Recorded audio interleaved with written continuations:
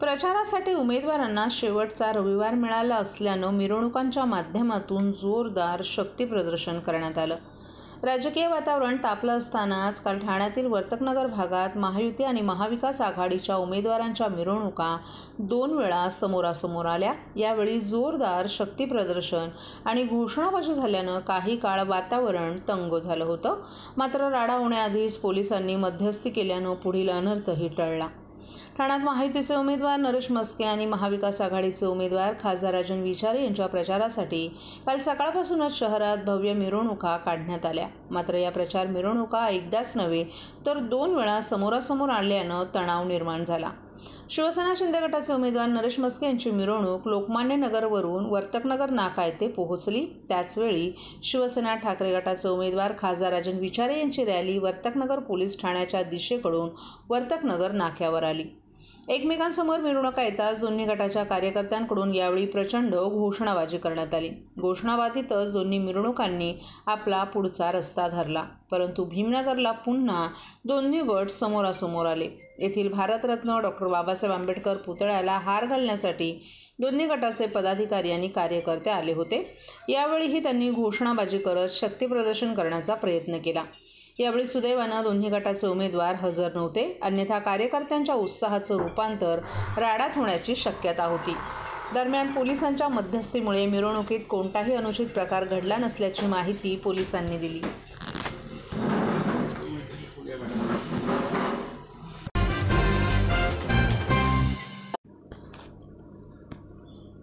मतदान करता यावं यासाठी ठाणेकरांना भरपगारी रजा मिळणार आहे. जिल्ह्यातील सरकारी तसंच खासगी आस्थापनांना हा आदेश लागू करण्यात आलाय. जिल्हा निवडणूक अधिकारी अशोक शृंगारे यांनी याबाबत माहिती दिली आहे. ठाणे जिल्ह्यातील ठाणे, भिवंडी आणि कल्याण लोकसभा मतदारसंघासाठी 20 मे रोजी मतदान होणार आहे. प्रत्येक मतदाराला मतदान करता यावं यासाठी भरपगारी रजा देण्यात यावी असे आदेश जिल्हाधिकारी तथा जिल्हा निवडणूक अधिकारी अशोक शृंगारे यांनी दिले आहेत. नोकरीनिमित्त अन्य जिल्ह्यात असलेल्या परंतु ठाणे जिल्ह्यातील मतदार यादीत नाव असलेल्या सर्व नागरिकांना हा नियम लागू राहणार आहे.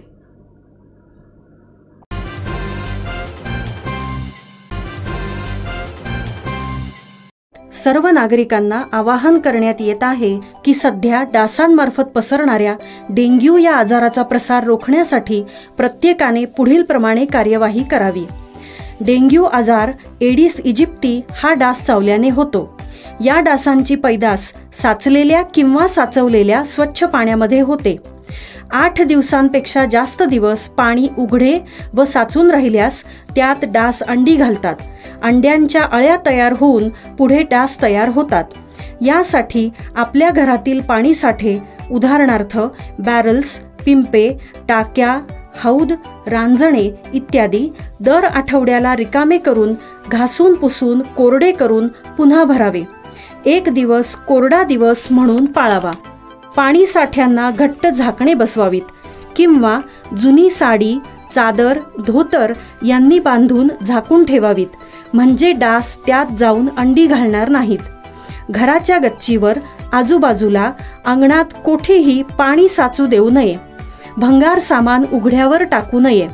उदाहरणार्थ टायर्स, प्लास्टिक सामान, कुंड्या, टाकाऊ वस्तू इत्यादी. अशा सामानात पावसाचे पाणी साठून त्यात डेंग्यूच्या डासांची पैदास होते. घरातील कूलर्स, फ्रीजच्या पाठीमागील ट्रे हे देखील वेळोवेळी कोरडे करावेत. लक्षात ठेवा, नुसत्या फवारणीने डास घनता कमी होत नाही, तर त्यासाठी डास पैदास ठिकाणे नष्ट करणे ही आपल्या सर्वांची जबाबदारी आहे. कोणताही ताप अंगावर न काढता जवळच्या शासकीय रुग्णालयात मोफत औषधोपचार घ्या. अशा प्रकारे नागरिकांनी सहकार्य केल्यास डेंग्यूचा प्रसार रोखणे सहज शक्य आहे.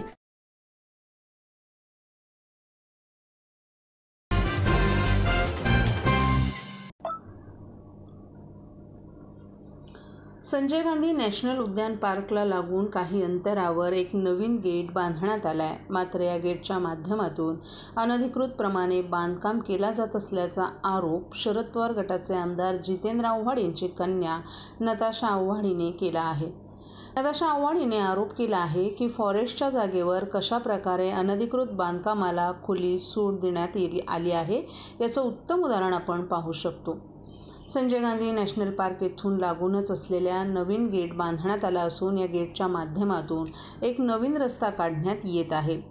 या रस्त्यामध्ये असंख्य वृक्ष देखील तोडण्यात आले, परंतु कॉन्ट्रॅक्टरला आपल्याला कॉन्ट्रॅक्ट कोणी दिली आणि त्याची वर्क ऑर्डर कोणी काढली हे देखील माहीत नाही. तसंच फॉरेस्ट डिपार्टमेंटला देखील याबद्दल कुठलीच पूर्णपणे माहीत नाही. यामुळे ठाण्यात अनधिकृत बांधकाम सर्रासपणे कशाप्रकारे सुरू आहेत याचंच हे उदाहरण असल्याचा आरोपही त्यांनी केला आहे. मला माहिती अशी मिळाली आहे की इथे काहीतरी बांधकाम होत आहे. ऍक्च्युली काहीच माहिती आम्हाला पुरवली गेली नाहीये कुठल्याच वेबसाईटवर, काय फॉरेस्टच्या डिपार्टमेंटकडनं, का इकडचे जे स्थानिक आमदार आहेत त्यांच्याकडनं काहीच आम्हाला माहिती नाहीये की हे कशामुळे हे काम इथे चालू केलंय. तुम्ही बघू शकता तर पूर्ण इथे फॉरेस्टच्या एरियामध्ये वृक्षतोड चालू आहे आणि सिमेंटीकरणाचं काम चालू आहे. आता तिकडे त्या कॉन्ट्रॅक्टरना विचारलं तर त्यांनाही काही माहिती नाहीये. ते सांगतात की आमच्या खासगी अकाउंटवरनं आम्हाला पैसे येत आहेत. तर म्हणजे एक्झॅक्टली हे कोणाचं काम आहे, हे कोण काम करत आहे ह्याचं काहीही कुठलीही माहिती कुठेही अवेलेबल नाहीये. दुसरं म्हणजे आचारसंहिता चालू असताना हे काम कसं होतंय. तिसरं म्हणजे एवढ्या मोठ्या प्रमाणावर तुम्ही वृक्षतोड करताय, त्याची कोणाकडनं तुम्ही परमिशन घेतली? इकडच्या फॉरेस्ट डिपार्टमेंटकडनं परमिशन घेतली आहे का? हे इको सेन्सिटिव्ह झोन आहे, तर इको सेन्सिटिव्ह झोनच्या कमिटीकडनं तुम्ही परमिशन घेतली आहे का? परमिशन घेतली असेल तरी त्याच्यात किती वृक्ष तोडली जाणार आहेत, त्या वृक्षांचं काय केलं जाणार आहे ह्याचीही माहिती कुठेही पुरवली गेली नाहीये. यंदाच्या लोकसभा निवडणुकीसाठी मुद्दाच नसल्याचं मत मांडत ठाणे जिल्ह्यात मोठ्या प्रमाणात येणाऱ्या परप्रांतीयांच्या लोंढ्याचा मुद्दा महाराष्ट्र नवनिर्माण सेनेचे अध्यक्ष राज ठाकरे यांनी कळवा येथील सभेत बोलताना मांडलाय. खासदार झाल्यावर हे प्रश्न संसदेत मांडा आणि लोंढे आवरा असा सल्लाही त्यांनी डॉक्टर श्रीकांत शिंदे आणि नरेश म्हस्के या दोन्ही महायुतीच्या उमेदवारांना दिला आहे.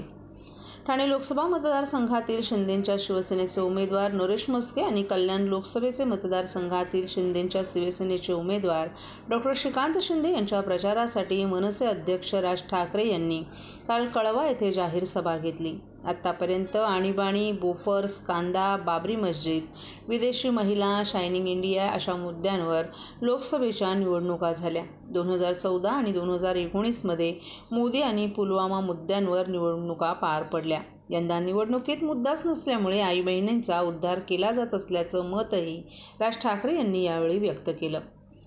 लोकसंख्येच्या आधारावर महापालिकांची निर्मिती केली जाते. ठाणे जिल्ह्यात बाहेरील राज्यातून येणाऱ्यांचं सर्वाधिक प्रमाण आहे. यामुळे राज्यातील एकट्या ठाणे जिल्ह्यात 7 महापालिका आहेत, तर इतर जिल्ह्यात केवळ एकच महापालिका आहे. देशातील ठाणे हा एकमेव असा जिल्हा आहे की इथे परराज्यातून येणाऱ्या लोंढ्यांचं प्रमाण सर्वाधिक आहे. या जिल्ह्यामध्ये किती माणसं आली आणि किती माणसं येत आहेत याचा अंदाजच नाही. आधीच ठाणे जिल्ह्यातील सगळ्या महापालिका विस्कटलेल्या आहेत. त्यात लोंढे वाढत राहिले तर ते अजूनच विस्कटून जातील आणि मूळच्या माणसांच्या हाताला काहीही लागणार नाही असंही त्यांनी सांगितलं. जिल्ह्यांमध्ये लोंढा येण्याचं प्रमाण वाढतच राहिले तर कितीही निधी आणून काम केलं तरी ते पुरेसे पडणार नाही. त्यामुळे खासदार झाल्यावर हे प्रश्न संसदेत मांडा आणि लोंढे आवरा असा सल्लाही त्यांनी डॉक्टर श्रीकांत शिंदे आणि नरेश म्हस्के या दोन्ही महायुतीच्या उमेदवारांना दिलाय. अनेक वर्ष महाराष्ट्रात राहणाऱ्या अमराठींना माणसांना आपला विरोध नाही, परंतु त्यांना फक्त एकच अट आहे, ती म्हणजे मराठी भाषा बोलता आली पाहिजे असंही त्यांनी सांगितलं. राज्यात फोडाफोडीचं राजकारण शरद पवार यांनी सुरू केलं. शिवसेनेने आमचे 6 नगरसेवक खोके देऊन फोडले, तेव्हा काहीच वाटलं नाही असा टाहो फोडत आहेत. बाळासाहेब ठाकरे यांच्यावर खालच्या भाषेत टीका करणाऱ्या सुषमा अंधारे यांना पक्षात घेऊन पद दिलं, तेव्हा कुठे गेले तुमचं वडील प्रेम अशी टीकाही त्यांनी उद्धव ठाकरे यांच्यावर केली आहे. मुंबईत आत्तापर्यंत अतिरेक्यांना अटक करण्यात आलेल्या कारवाईचा पाढाही त्यांनी वाचला. देशविघातक शक्ती दूर करण्यासाठी विकासाबरोबरच सुरक्षा महत्त्वाची असल्याचंही त्यांनी सांगितलं. आनंद दिघे यांच्यासोबत आपली चांगली मैत्री होती. आपण ठाण्यात आल्यावर त्यांच्यासोबत शहरात फिरायचो. हे टुमदार शहर होतं. त्यावेळी ठाणे शहराला तलावांचं शहर म्हटलं जात होतं.